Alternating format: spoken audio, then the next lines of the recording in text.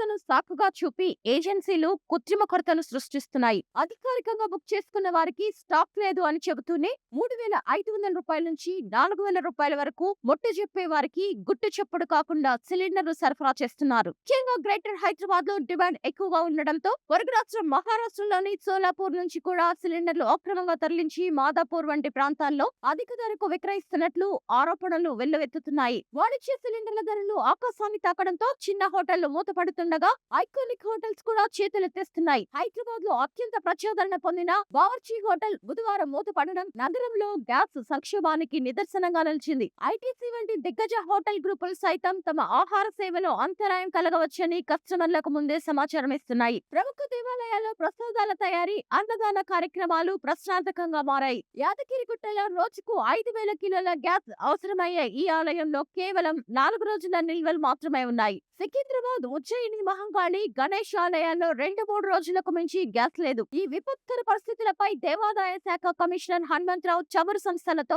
అత్యవసర సమీక్ష నిర్వహించి సరఫరాలో ఆలయాలకు ప్రాధాన్యత ఇవ్వాలని కోరారు. గ్యాస్ సిలిండర్ కొనలేక ఆటో డ్రైవర్లు, రోజువారీ కూలీలు మరియు విద్యార్థులు కట్టెల పొయ్యిలను ఆశ్రయిస్తున్నారు. దీన్ని కూడా వ్యాపారులు సొమ్ము చేసుకుంటున్నారు. నిన్నటి దాకా కిలో రూ. 10 ఉన్న కట్టెల ధరను డిమాండ్ పెరగడంతో రూ. 20 వరకు పెంచి సామాన్యుడికి మరింత ఇబ్బందుల్లో నెట్టేస్తున్నారు.